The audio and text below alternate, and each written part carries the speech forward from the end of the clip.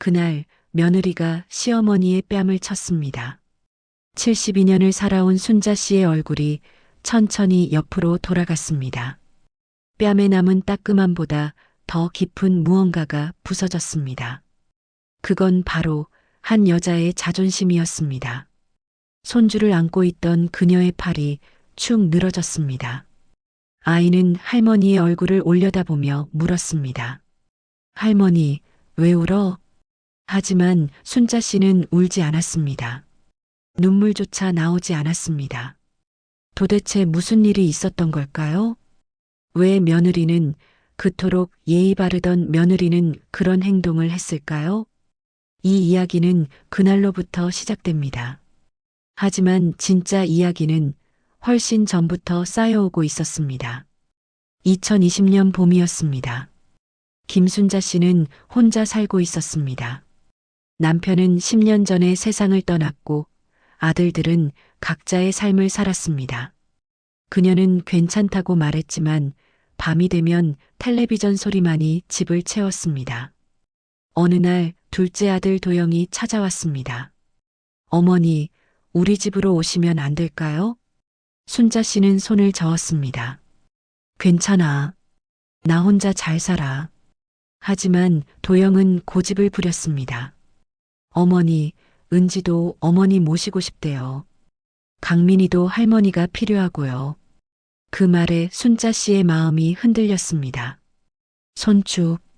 당시 2살이던 손주의 얼굴이 떠올랐습니다. 결국 그녀는 도영 부부의 집으로 들어갔습니다. 처음 한 달은 좋았습니다. 며느리 박은지 씨는 정말 예의 바른 사람이었습니다. 아침마다 인사하고 식사도 함께 준비했습니다. 순자 씨는 생각했습니다. 역시 가족은 함께 사는 게 좋구나. 하지만 2달째부터 조금씩 균열이 보이기 시작했습니다. 첫 번째 균열은 청소 방식이었습니다. 순자 씨는 아침 일찍 일어나서 빗자루로 마루를 쓸었습니다. 평생의 습관이었습니다. 어느 날 아침 은지 씨가 말했습니다. 어머니, 청소는 제가 할게요. 아니야, 괜찮아. 내가 할 일이 있어야지. 그래도 어머니, 청소기가 있는데 빗자루로 쓸면 먼지가 날려요. 순자 씨는 잠시 멈췄습니다. 자신의 방식이 문제라는 건가? 두 번째 균열은 빨래였습니다. 순자 씨는 손주 옷을 네모 반듯하게 개서 서랍에 넣었습니다. 그런데 은지 씨가 그 옷들을 다시 꺼내 돌돌 말아서 세워 넣었습니다. 어머니, 요즘은 이렇게 하면 공간도 절약되고 아이가 찾기도 쉬워요. 순자 씨는 고개를 끄덕였습니다. 하지만 가슴 한편에는 이상한 감정이 자리 잡았습니다. 자신이 구식이라는 느낌. 세 번째 균열은 음식이었습니다. 어느 날 순자 씨는 된장찌개를 끓였습니다. 손주가 좋아하는 메뉴였습니다. 저녁 식탁에서 순자 씨는 손주 그릇에 국을 떠주었습니다. 그런데 은지 씨가 그 그릇을 가져가 물을 더 부었습니다. 어머니, 아이 신장에 염분이 부담될 수 있어요. 순자 씨는 숟가락을 놓았습니다. 아, 그래. 미안하다. 다음부턴 제가 간 볼게요. 그 말이 순자 씨의 가슴을 찔렀습니다. 어머니는 더 이상 하지 않아도 돼요. 네 번째 균열은 육아 방식이었습니다. 어느 토요일 순자 씨는 손주와 함께 텔레비전을 봤습니다. 할머니, 뽀로로 보고 싶어? 1시간쯤 지나자 은지 씨가 돌아왔습니다. 그리고 텔레비전을 껐습니다. 어머니, 아이한테 1시간 이상 TV 보여주시면 안 돼요. 시력에도 안 좋고요. 순자 씨는 거실에 혼자 남았습니다. 꺼진 텔레비전 화면에 자신의 얼굴이 희미하게 비쳤습니다. 다섯 번째 균열은 대화 방식이었습니다. 순자 씨는 손주에게 옛날 이야기를 들려주는 걸 좋아했습니다. 그런데 은지 씨가 끼어들었습니다. 어머니, 강민이한테는 전래동화나 위인전 같은 걸 읽어주세요. 아, 그래. 근데 나는 그런 거 잘 모르는데. 괜찮아요. 제가 책 사줄게요. 순자 씨는 그 순간 느꼈습니다. 자신의 이야기는 가치가 없다는 것을. 그렇게 3달이 지났습니다. 순자 씨는 점점 말이 줄어들었습니다. 뭔가를 하려고 하면 며느리에게 물어봤습니다. 이렇게 해도 될까? 며느리는 친절하게 대답했습니다. 하지만 그 친절 뒤에는 늘 규칙이 있었습니다. 순자 씨는 자신이 손님이 된 것 같았습니다. 아니, 손님보다 못한 존재, 조심해야 하는 존재. 그녀는 자기 방에 있는 시간이 늘어났습니다. 창밖을 바라보며 생각했습니다. 차라리 혼자 사는 게 나았을까? 어느 날 도영 씨가 물었습니다. 어머니, 요즘 괜찮으세요? 괜찮아. 은지가 잘해줘. 정말 좋은 며느리야. 그 말은 거짓이 아니었습니다. 은지 씨는 정말 잘해줬습니다. 예의 바르고 친절하고 깔끔했습니다. 하지만 그게 문제였습니다. 순자 씨가 원했던 건 예의가 아니었습니다. 그녀가 원했던 건 따뜻함이었습니다. 실수해도 괜찮고 그냥 있어도 괜찮은 그런 공간. 하지만 이 집에서 그녀는 늘 긴장했습니다. 그의 겨울은 유난히 추웠습니다. 12월 중순 손주 강민이가 기침을 했습니다. 엄마, 목이 아파. 은지 씨는 아이를 병원에 데려갔습니다.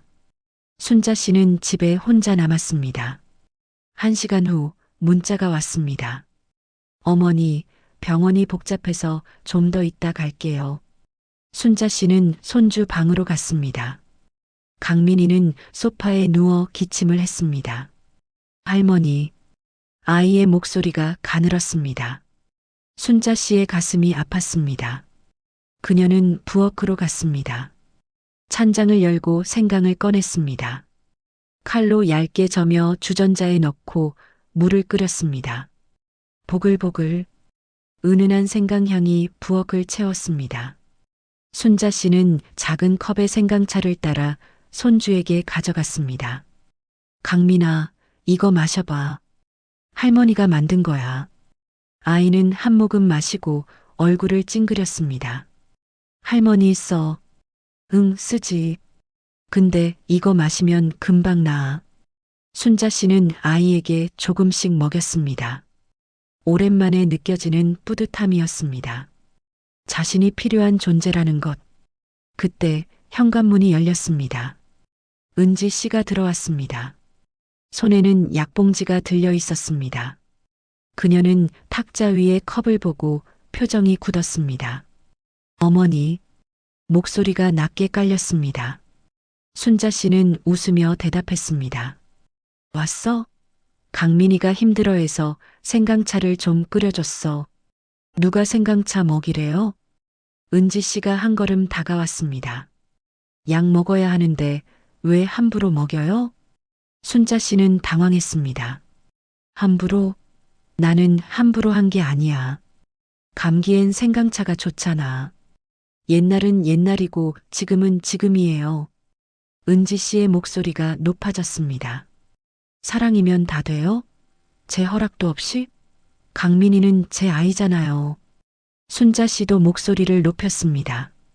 나는 내 아이 할머니야. 내가 돌볼 권리가 있어. 권리요? 어머니는 권리만 주장하시네요. 책임은 생각 안 하시고. 나는 평생 책임지고 살았어. 그건 어머니 아들들이고 지금 강민이는 제 아들이에요. 그 말에 순자 씨는 할 말을 잃었습니다. 은지 씨는 계속 말했습니다. 어머니는 항상 자기 방식이 최고라고 생각하시잖아요. 제 말은 듣지도 않고.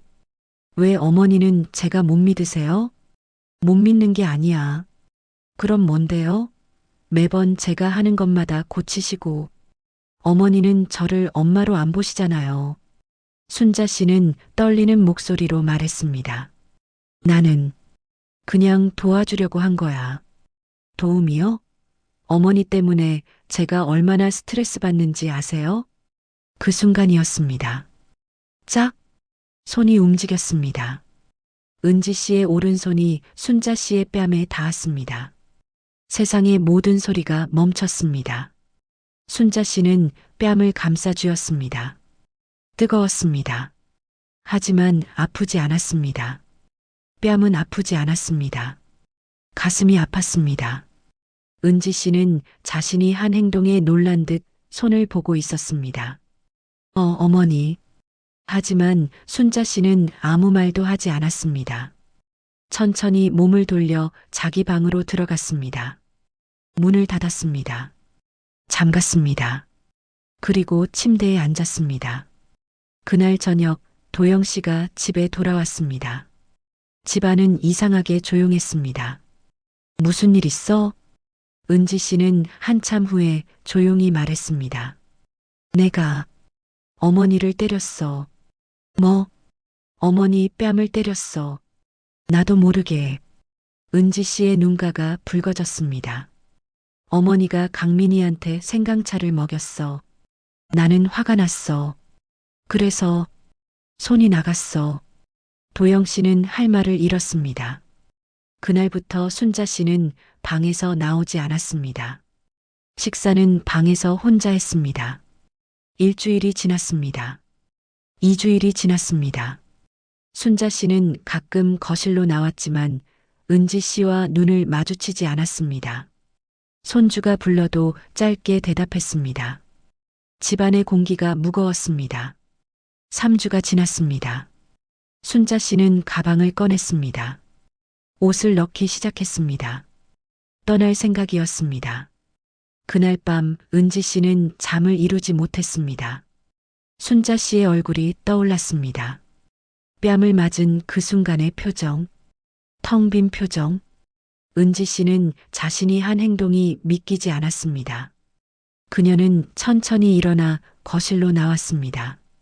탁자에 앉아 종이를 꺼냈습니다. 손이 떨렸습니다.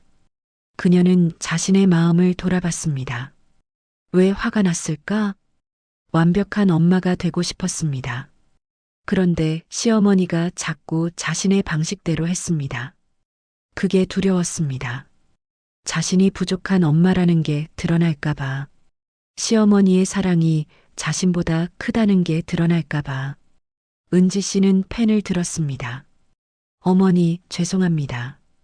그날의 제 행동은 용서받을 수 없는 것입니다. 저는 완벽한 엄마가 되고 싶었습니다.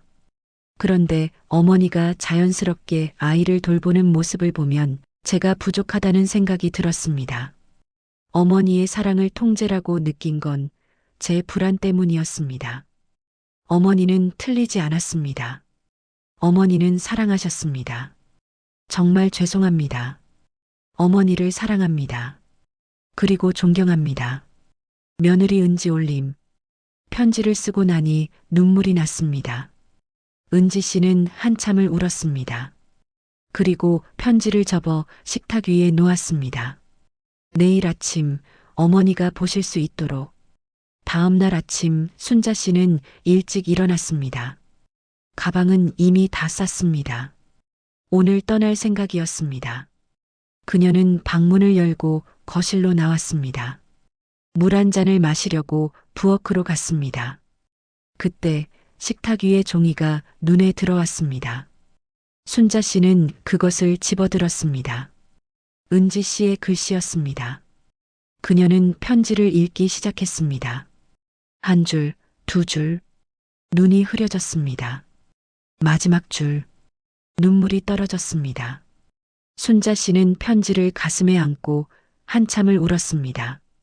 뺨이 아팠던 게 아니었습니다. 존재가 부정당한 것 같았던 그 느낌, 필요 없는 사람이 된 것 같았던 그 느낌, 그게 아팠던 겁니다. 하지만 이 편지는 말하고 있었습니다. 당신은 틀리지 않았다고, 당신은 사랑했다고. 순자 씨는 천천히 일어나 부엌으로 갔습니다. 찬장을 열고 생강을 꺼냈습니다. 칼로 저며 주전자에 넣고 불을 켰습니다. 보글보글 은은한 향이 집안을 채웠습니다. 순자 씨는 생강차를 2잔 따랐습니다. 하나는 자기 것, 하나는 며느리 것. 그리고 탁자에 놓았습니다. 얼마 후 은지 씨가 방에서 나왔습니다. 그녀는 탁자 위에 생강차를 보고 멈췄습니다. 어머니, 순자 씨는 고개를 들었습니다. 눈이 붉었습니다. 앉아. 은지 씨는 천천히 앉았습니다. 순자 씨는 잔을 밀어주었습니다. 마셔봐.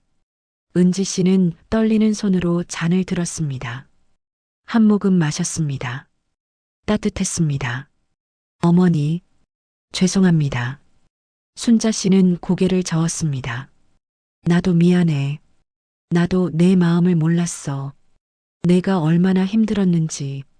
순자 씨는 며느리의 손을 잡았습니다. 은지야, 완벽한 엄마는 없어. 나도 실수 많이 했어. 그래도 아이들은 컸어. 사랑으로 키웠으니까. 너도 강민이를 사랑으로 키우고 있어. 그걸로 충분해. 나는 내가 못 믿어서 그런 게 아니야. 그냥 나도 사랑하고 싶었던 거야. 나도 필요한 사람이고 싶었던 거야. 어머니는 필요하세요. 정말요. 두 사람은 손을 맞잡고 울었습니다. 밖에서는 눈이 내렸습니다. 하지만 집안은 따뜻했습니다. 그날 이후 집안의 공기가 바뀌었습니다. 어머니, 오늘은 뭐 드시고 싶으세요? 같이 하자. 내가 도와줄게. 둘은 함께 부엌에 섰습니다. 어머니, 이 정도 간이면 될까요? 한번 맛봐. 조금 싱거우면 소금 조금만 더 넣어. 두 사람은 웃었습니다. 저녁 식탁에 가족이 모였습니다. 할머니, 오늘 밥 맛있어요. 순자 씨는 손주의 머리를 쓰다듬었습니다. 식사가 끝난 후 둘은 함께 설거지를 했습니다. 어머니, 앞으로 제가 실수해도 말씀해 주세요. 너도 내가 잘못하는 거 있으면 말해. 나도 배울 게 많아. 두 사람은 다시 웃었습니다.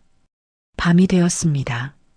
순자 씨는 가방을 옷장에 넣었습니다.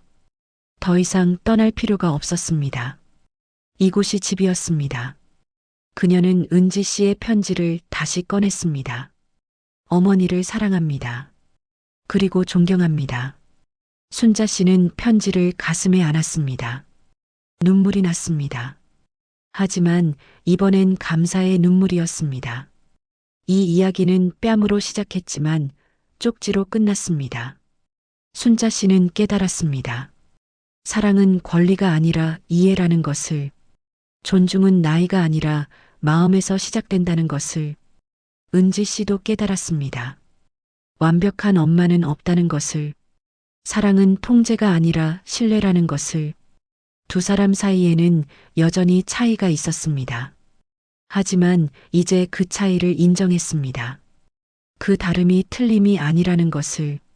가족 안의 상처는 외부의 비난보다 깊습니다. 하지만 치유도 가장 가까운 곳에서 시작됩니다. 한 잔의 생강차, 한 장의 쪽지, 그것만으로도 충분했습니다. 그때 그 마음을 이해하는 것, 그것이 용서의 첫걸음입니다. 당신의 가족 안에도 이런 순간이 있었나요? 말하지 못한 미안함, 전하지 못한 고마움. 오늘 그 마음을 꺼내보는 건 어떨까요? 편지 한 장이면 충분합니다. 가장 가까운 사람에게 가장 서툰 우리. 하지만 그 서투름을 인정하는 순간 관계는 다시 시작됩니다. 오늘도 당신의 마음이 따뜻하기를 바랍니다. 당신이 사랑하는 사람에게 오늘 한마디 건네보세요. 사랑해. 그 한마디면 충분합니다. 시청해주셔서 감사합니다.